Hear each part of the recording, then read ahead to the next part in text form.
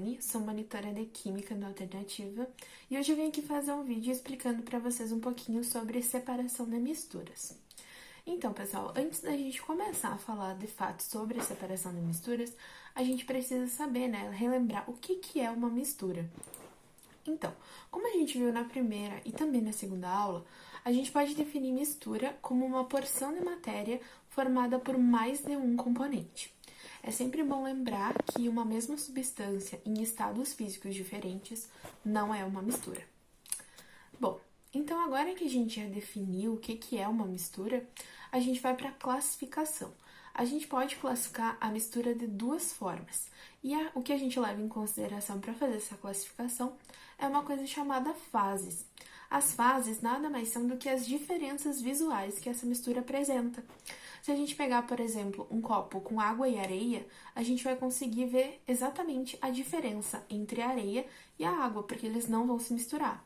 Agora, se a gente pegar um copo com água e açúcar, a gente não vai conseguir definir o que é água e o que é açúcar, porque o açúcar ele vai estar dissolvido na água. Dessa forma, a água com areia representa uma mistura heterogênea, uma mistura que tem mais de uma fase. A gente consegue ver mais de uma fase nela. Enquanto a água com açúcar ou água com sal ou qualquer coisa que se dissolva na água é uma mistura homogênea, porque a gente só consegue ver uma fase, que quase sempre é a água. Então, agora que a gente já retomou esses conceitos básicos, a gente vai falar sobre, de fato, a separação de misturas. E a gente vai dividir isso em duas partes: a separação de misturas homogêneas e a separação de misturas heterogêneas.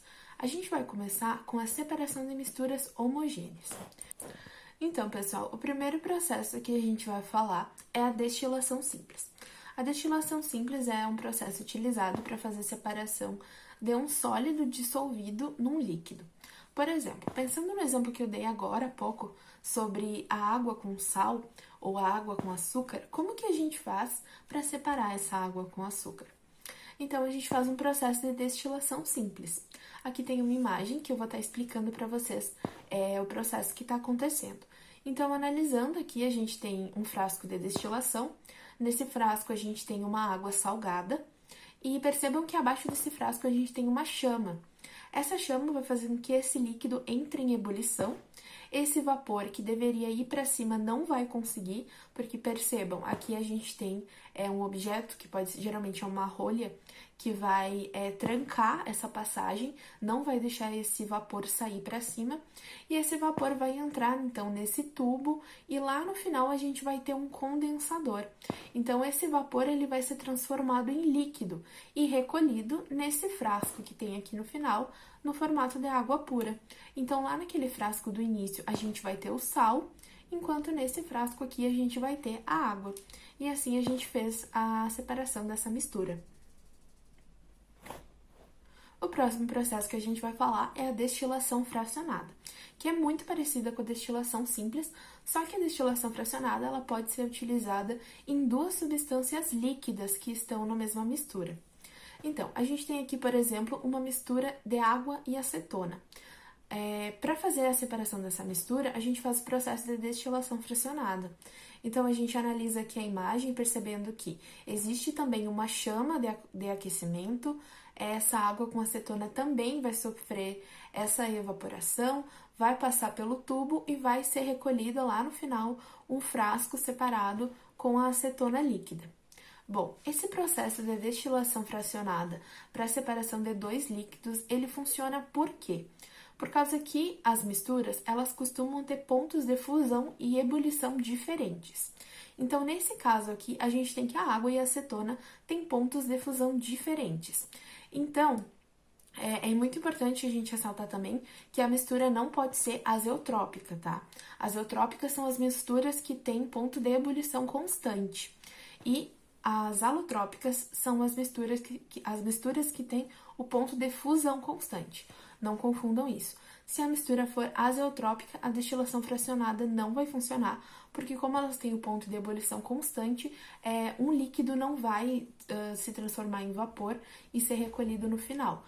Vai acabar que os dois líquidos vão sofrer esse processo.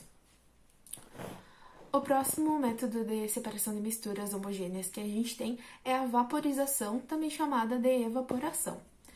Esse processo é muito parecido com a destilação simples, mas a gente tem aí alguma coisinha que difere. É também utilizado para separar misturas de líquido com sólido.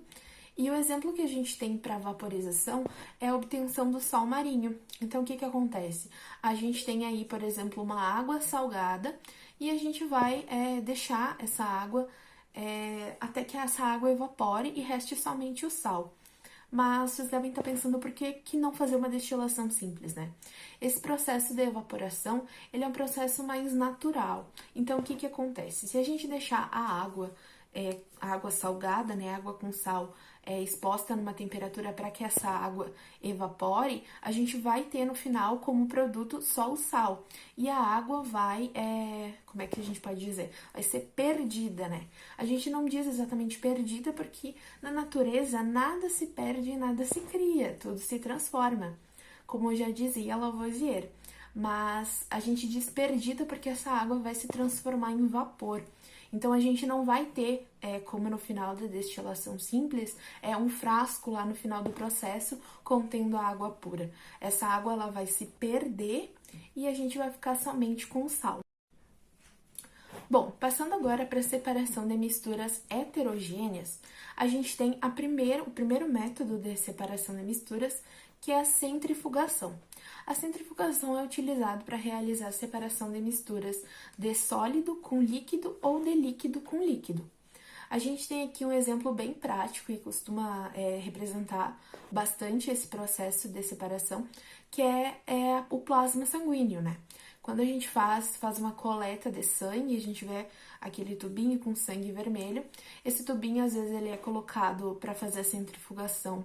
Ele é colocado numa centrífuga, né, como o próprio nome já diz, e ele vai rodar numa velocidade muito grande, e essa velocidade tem relação com a força centrífuga, ou também chamada de força centrípeta, que vai fazer com que esses líquidos se separem, né? A gente vai ter, então, no final, como aqui mostra na imagem, três fases: a fase das hemácias, que é a parte vermelha do sangue, a parte dos leucócitos, né, dos glóbulos brancos, e a parte do plasma e das plaquetas, que é a parte branca, que é a parte mais abundante do nosso sangue. O próximo processo que a gente vai falar é a filtração. A filtração é um processo bem simples, todo mundo na sua casa faz um processo de filtração, e ela é responsável por separar substâncias sólidas que são insolúveis em um líquido. O exemplo que a gente tem aqui é a água e a areia. Então, se a gente tiver uma mistura de água com areia e quiser separar, a gente vai precisar de um funil. E nesse funil a gente pode colocar um filtro de papel e colocar essa mistura de água com areia no filtro. A gente vai perceber que no final vai passar pelo filtro somente a água e a areia vai ficar retida ali na parte do filtro. Um processo também, um exemplo bem clássico de filtração é passar café, né? Quando a gente coloca o filtro de café e o pó de café e coloca a água, o pó ele fica retido no filtro enquanto a água passa. Então é um processo assim bem simples e bem fácil de lembrar. Outro processo que a gente vai falar é a decantação. A decantação é utilizada para separar substâncias com densidades diferentes, entre um sólido e um líquido ou entre dois líquidos. O exemplo que a gente tem aqui no slide são de dois líquidos, né? A água e o óleo. Como que a gente faz para separar a água e o óleo, então? A gente pode fazer a utilização de um funil, né, que a gente chama de funil de Bromo, e a gente vai colocar essa mistura nesse funil e colocar um recipiente abaixo, que é para ser recolhido um desses líquidos, que no caso vai ser a água. Isso acontece porque, como eu já havia dito, o líquido que é menos denso, ele vai ficar na superfície. Então, o óleo, ele é menos denso do que a água.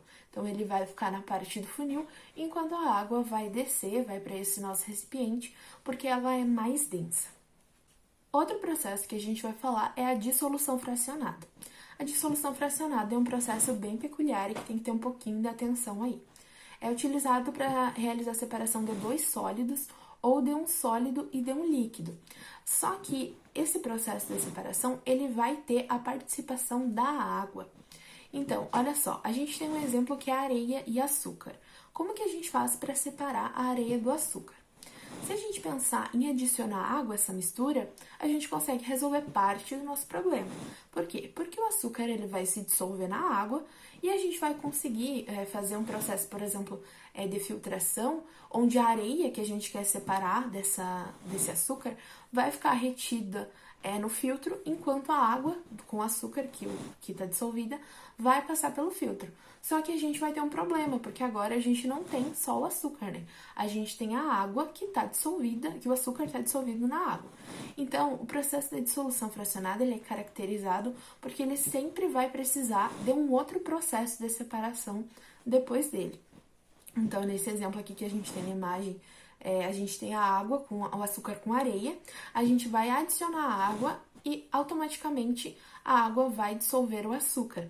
Só que aí a gente vai conseguir separar a areia, mas vamos ter água com açúcar. Então a gente vai precisar aí de um outro processo, de uma destilação simples, por exemplo, para que a gente consiga separar a água do açúcar. Outro processo que a gente vai falar é a levigação. A levigação é bastante conhecido como o processo dos garimpeiros, né? Do garimpo de ouro. E ele é utilizada para fazer a separação de substâncias sólidas. Então, aqui o nosso exemplo é que a gente tem aquelas bacias onde a gente costuma colocar na água, né? Nas áreas de garimpo, a gente coloca na água e fica balançando. Por que que isso acontece, né? Como é que funciona? Isso funciona porque a areia, como eu disse para vocês, sempre lembrar que o menos denso vai para a superfície. E nesse caso, o ouro, ele é mais denso do que a areia. Então, ele vai ficar retido na parte inferior desse prato, né? Desse objeto que se usa para fazer a separação. Enquanto a areia vai ficar na parte superior e a gente vai conseguindo tirar ela. No final, restando só o ouro, e daí a gente geralmente se coloca um pouquinho de água e a gente consegue fazer a separação aí do ouro da areia. A separação magnética também é um processo bem simples que a gente vai fazer para separar misturas que contêm um ímã, contém metal, né? Com a utilização de um ímã. Então, aqui no nosso exemplo bem prático, a gente tem um sólido qualquer, representado aqui com as bolinhas vermelhas, e a gente tem um sólido ferromagnético, né? Esse sólido ferromagnético é o que a gente quer separar com a utilização do ímã. Então, utilizando um ímã, a gente consegue atrair, né? Vai ter a atração desse sólido com o ímã e a gente vai conseguir fazer separação. Um exemplo também que se usa bastante para separação magnética é a separação da limalha de ferro, né? O pó de ferro, geralmente, de areia ou de algum outro sólido, às vezes até de algum líquido. A peneiração também é um processo relativamente simples, acho que todo mundo já teve contato alguma vez na vida com a peneiração. Um processo utilizado para realizar a separação entre substâncias sólidas através de um objeto, né, da peneira. Um exemplo é quando a gente vai fazer, por exemplo, um bolo e pede para a gente peneirar açúcar ou peneirar farinha ou algum desses ingredientes. Para quê, né? Para que fique retido na peneira os grãos que são mais grossos, né? Desse ingrediente, enquanto os mais finos vão passar pela peneira. Dessa forma, por exemplo, a massa do nosso bolo, da nossa receita, vai ficar mais leve porque os grãos são menores. Outro método de separação que a gente tem para misturas heterogêneas é a flotação. A flotação é utilizada para realizar a separação de substâncias sólidas através da adição de água. Então, se a gente pensar no nosso exemplo, a gente tem areia e serragem. Como que a gente faz para separar a areia da serragem, né? A gente pode fazer o processo de flotação. A gente vai colocar água, vai adicionar água. Então, a gente tem a areia e a serragem, vamos adicionar água. Dessa forma, a areia, que é mais densa, vai se concentrar no fundo do nosso recipiente. A água vai ser intermediária, substância intermediária, e a serragem, que é o menos denso, vai ficar depositada na parte superior. Assim a gente vai conseguir fazer a separação. A gente pode tirar a serragem e depois fazer uma filtração ou algum outro processo para que a gente consiga separar a areia da água. O nosso último processo, e também bem simples, acho que todo mundo já deve ter visto alguma vez, é a catação. A catação é um processo manual de separação de misturas, onde a gente consegue separar substâncias sólidas de tamanhos diferentes, ou às vezes até sólidos que não são dissolvidos em líquidos. Por exemplo, um exemplo bem clássico, né? Também eu não sei se costumam fazer isso hoje em dia, mas eu já vi muito minha mãe fazer, é quando a gente vai cozinhar feijão ou algum grão, lentilha, alguma coisa assim, e a gente faz a catação desse alimento para ver se não tem pedrinha, se não tem sujeirinha, se não tem nada assim misturado ali. Então esse é um processo, é um exemplo bem simples de catação que eu acho que todo mundo aí já deve ter tido contato alguma vez. Então, pessoal, esse foi o vídeo. Espero muito que vocês tenham gostado, que tenha sido útil. Qualquer dúvida que vocês tenham, podem procurar os educadores ou os monitores no Moodle, ou podem deixar um comentário aqui no vídeo. Eu espero que tenha sido bastante útil para vocês e até uma próxima!